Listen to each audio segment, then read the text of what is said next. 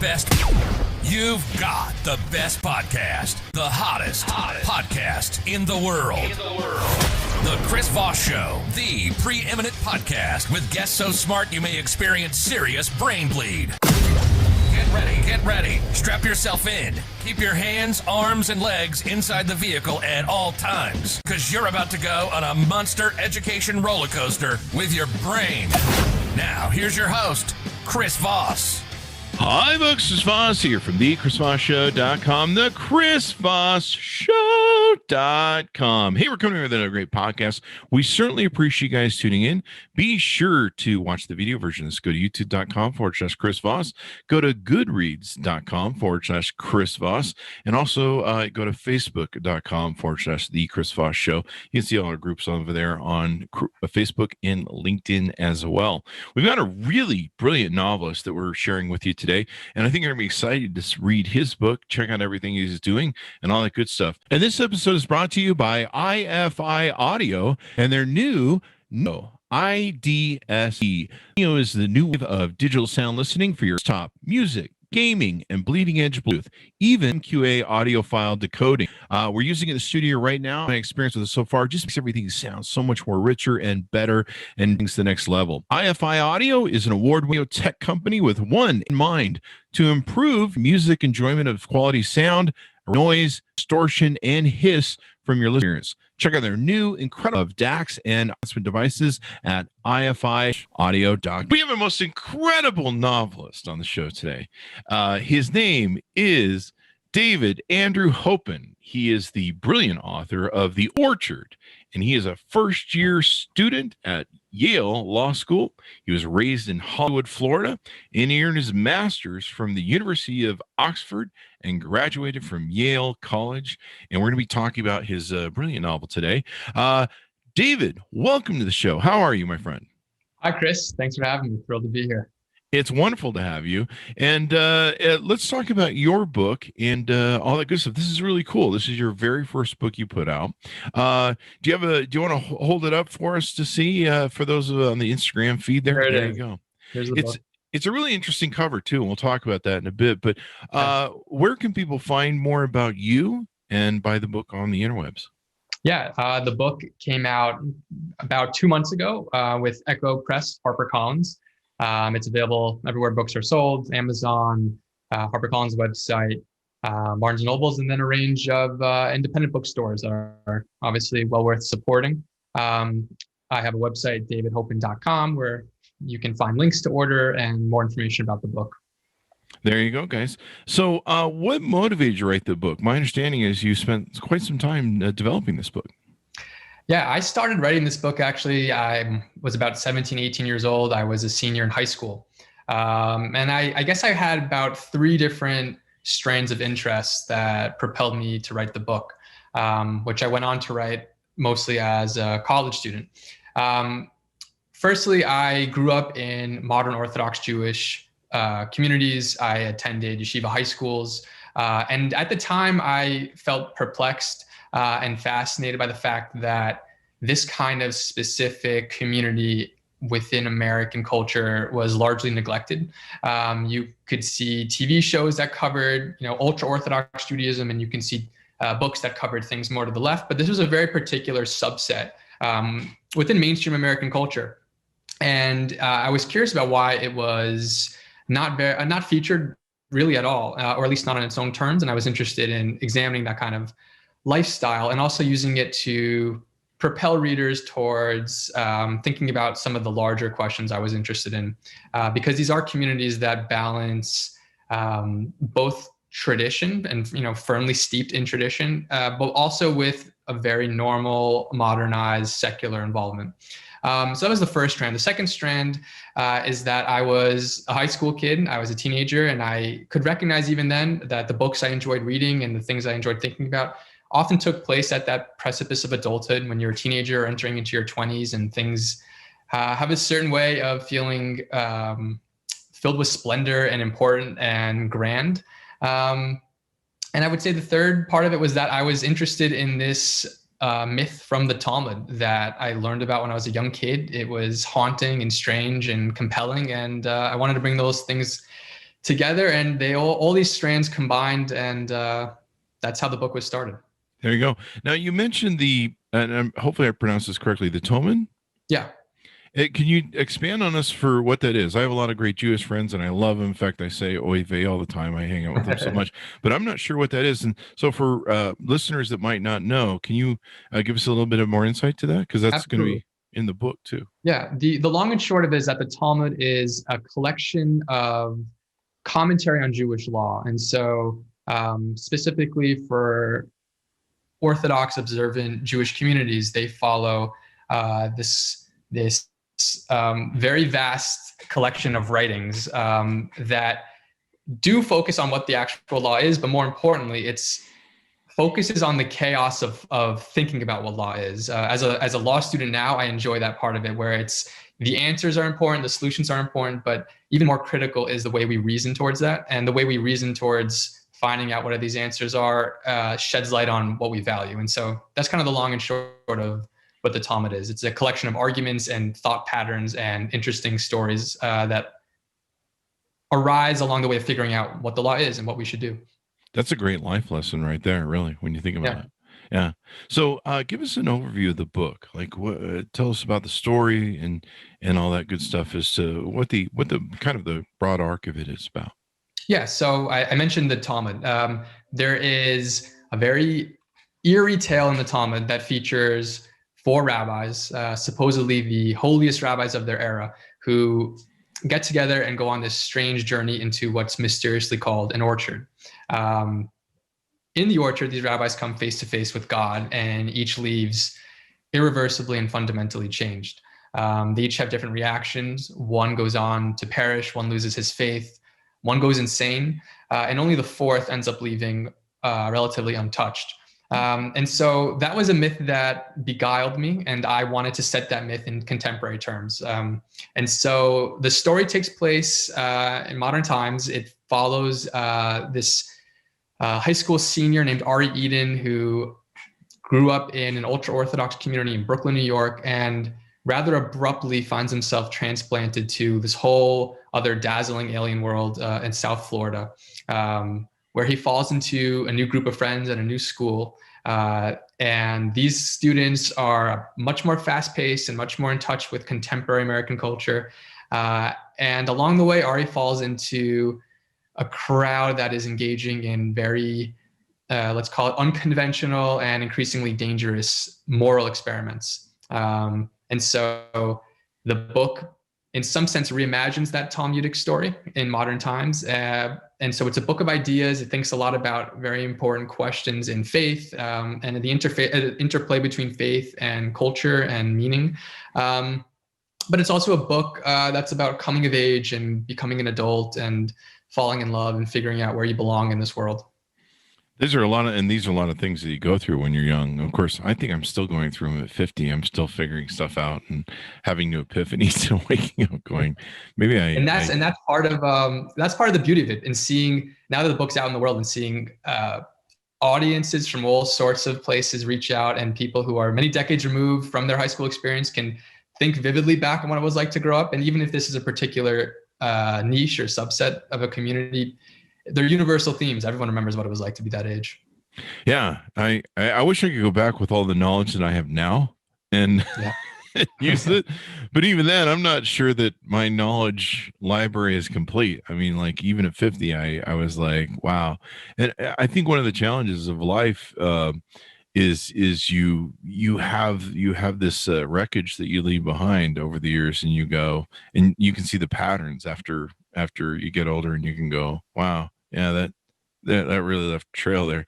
But do you find that a lot of people, whether they're Jewish or not, really this resonates with them? I do. That's one of the great rewarding feelings about being on the other side of the publishing part of this, is that people have related to the book and embraced the book in much wider circles than I could have possibly anticipated. As I said, yes, this book does in some ways take place within a specific community, but the themes are universal. The themes are in no way or shape limited to readers of, who grew up in modern Orthodox communities. It's just environment. One of the best pieces of advice I received early on as a writer was that world building is effective insofar as it's just world building. And so if you're going to set characters in a place so that you can catapult them into larger territory, that's wonderful. Whether that's in, a community in South Florida, that's a Jewish community, or if it's in, wherever it is, medieval times. And so as long as you get there, I think that's the goal of the book. And so in this way, I have felt and been very grateful to think that people have embraced the book who, Jewish or not Jewish, people who are religious or not religious. Basically, I think it's interesting to anybody who wants to think about how to find meaning in their life and how to go back into that time and think about when did you first fall in love with some of the ideas that go on to pierce your heart and stay for a while, some of those relationships that are monumental. So yeah, I think hopefully it has wide appeal and continues to have wide appeal. Certainly life lessons do. I mean, regardless of where you are in life or what you believe in or do, the life lessons seem to be those things that resonate with everyone. On the cover, the book is called The Orchard.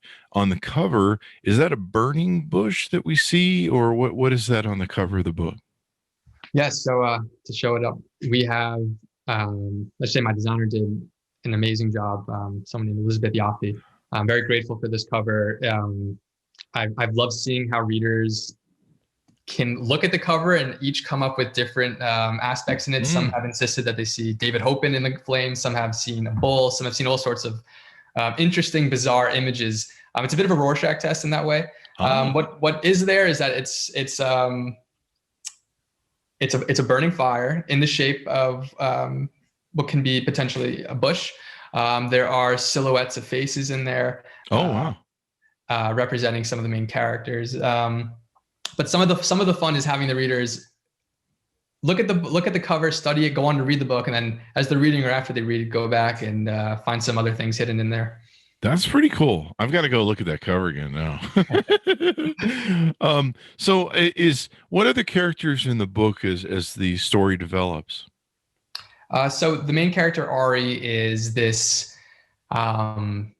initially quiet and thoughtful person who has an appreciation for the kind of ultra religious upbringing he's had, but also feels very much restricted. He is a voracious reader and hasn't had necessarily the educational opportunities for which he'd been hoping. And so largely found himself learning about the world through books, but more than that, having some kind of vicarious experience of the world through the books. So he would disappear in books and to reemerge on the other end and feel as if something had transformed within him. He had grown up. He had thought about romance and adventure.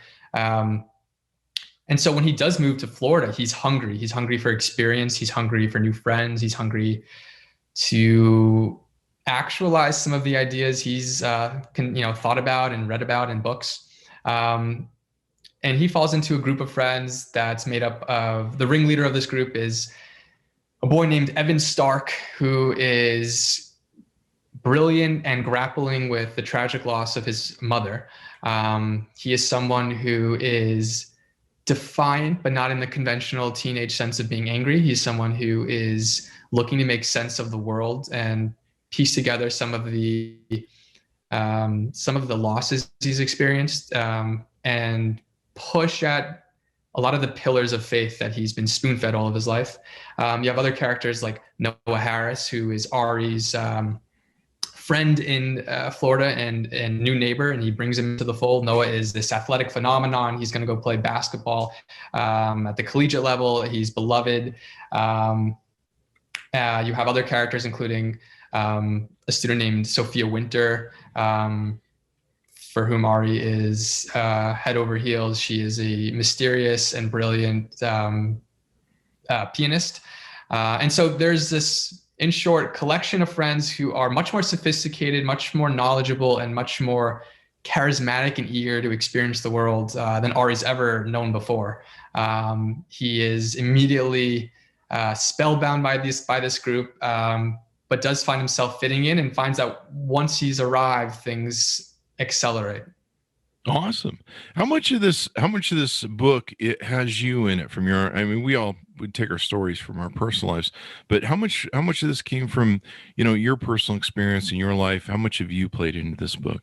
Yeah, I find this is everyone's favorite question, for natural reason. I think that you're right. I think authors pull from what they know, and I think on the reader's side, there's a natural and fun impulse to associate. And so, insofar as I grew up in South Florida, I attended these kinds of schools. I absolutely drew from that. I drew from what it was like to go and have a dual curriculum where you would start your day in prayer and move on to Bible studies, and then go to AP European history, and then finish the day at basketball practice, where you basically had this extraordinarily unique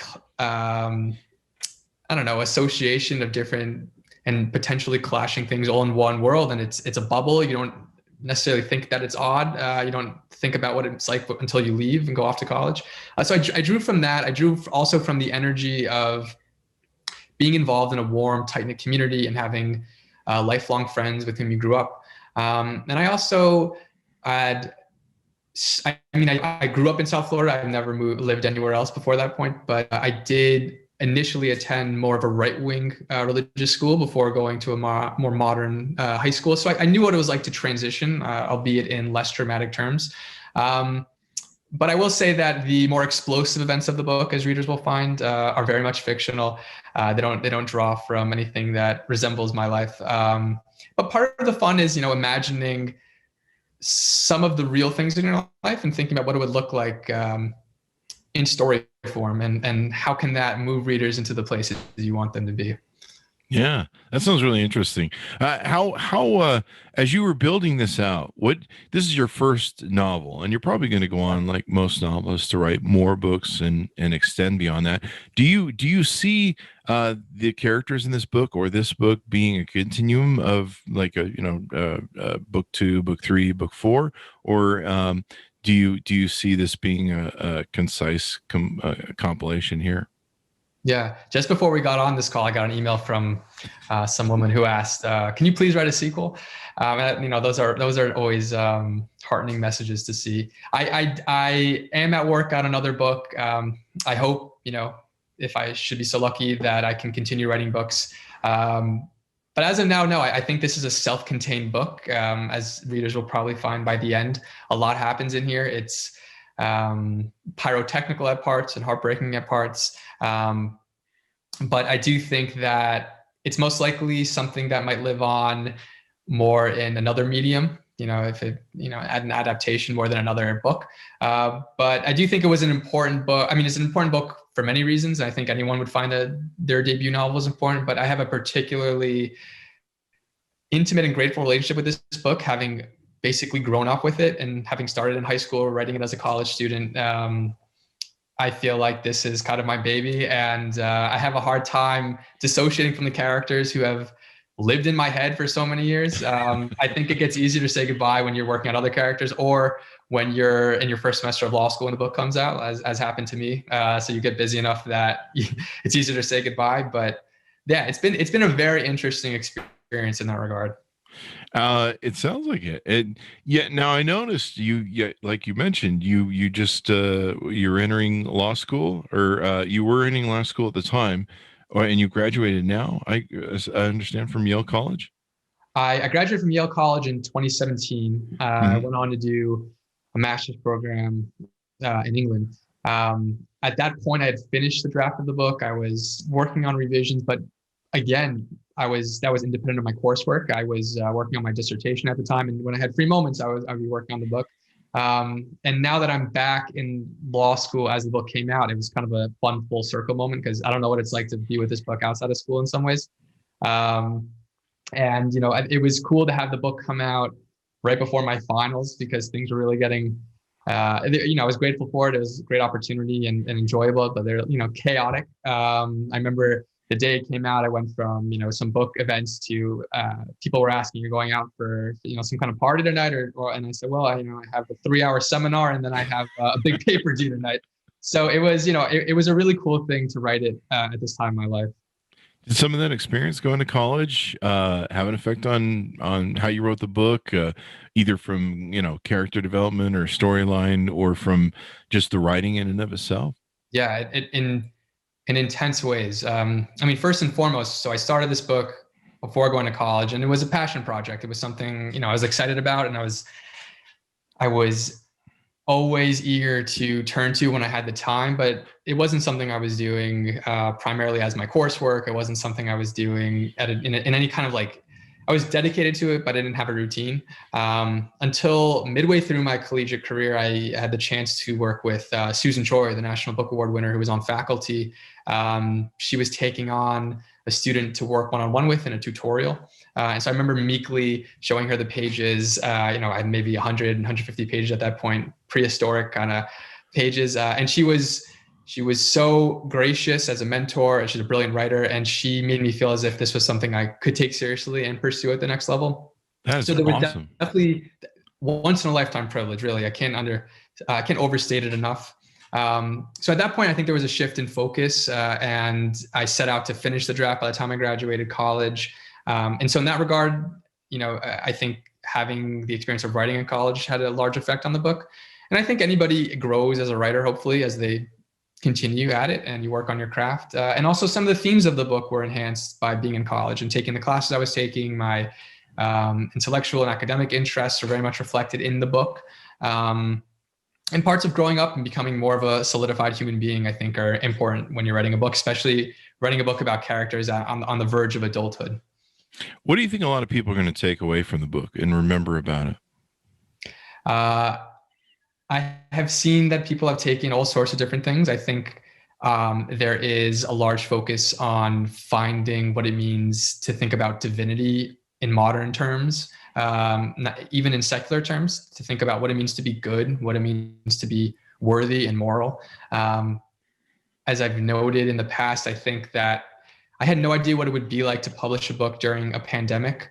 And one of the things that I've been interesting to observe is that people now have an extra drive to find some kind of new meaning in life. I think people are grappling with the fact that for so long our daily routines have been distorted and disrupted, and we've seen chaos, and we've seen some grim phenomenons politically, medically, and interpersonally at this point. And I think that a book that presents big ideas about life and death and religion and how to find meaning in life and what it really means to be moral, and to what extent does that converge or diverge with being a religious person or being someone who goes along with whatever norms are involved in your community. I think those are all the big questions that people enjoy taking out of the book.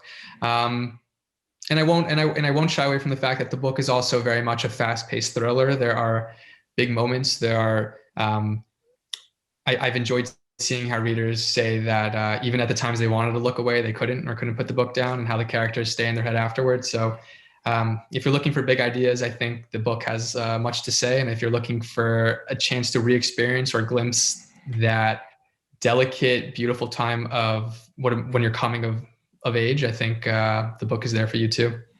That's awesome. I love what you just said there. This is a great time where we're doing a lot of reassessment. I mean, we've all become mortal, and it's interrupted our daily lives and our kind of our indispensability of life, where we're just like, yeah, whatever. What's the worst that can happen? I mean, we've certainly found that out as we're approaching, I think, 400,000 deaths in America. Mm-hmm. But it has given us more time to be introspective, to read, which is great for authors like you. For me, like podcasts, it's been great where more people are listening in and thinking about their lives and what they're doing. And so it's really great. Anything more we should know about you in the book? I think that largely covers it. Without giving away the whole book, Yeah, as we said, sometimes it's hard to discuss some of the particulars about the book for those who haven't read it. Yeah.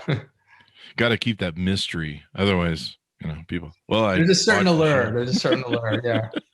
I have that problem with movies. Like sometimes I watch the movie and they're like, "You should go back and read the book," and I'm like, I just got the cliff notes. So, but there are really good movies that really good books that you should go back. Like Fight Club was one I really enjoyed actually reading the book on, and just finding out there was so much more. And there's probably more books that I really should have gone back and read that would make more sense. But awesome sauce. Maybe it'll give an option for some sort of a book or movie. We're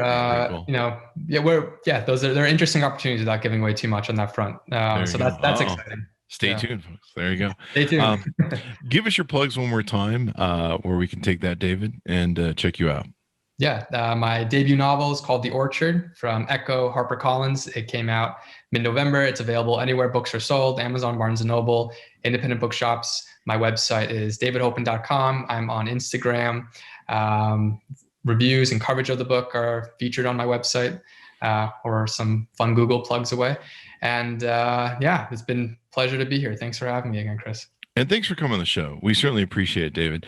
And it's an insightful book that people are going to learn from, and definitely a good time. I think we still have about 9 months, maybe, or a year before things return to normal. So it's a good time to think about your life, think about your future, think about everything that's going on in life, and hopefully come out the other end with a greater appreciation of it. Yeah. There you go. To my audience, thank you for tuning in. Go to youtube.com/Chris Voss. Go to goodreads.com/Chris Voss. Go to facebook.com/The Chris Voss Show. There's lots of groups on Facebook and LinkedIn you can join as well. Just search for The Chris Voss Show. Thanks to my audience for tuning in. Thanks for David for being here. And we'll see you guys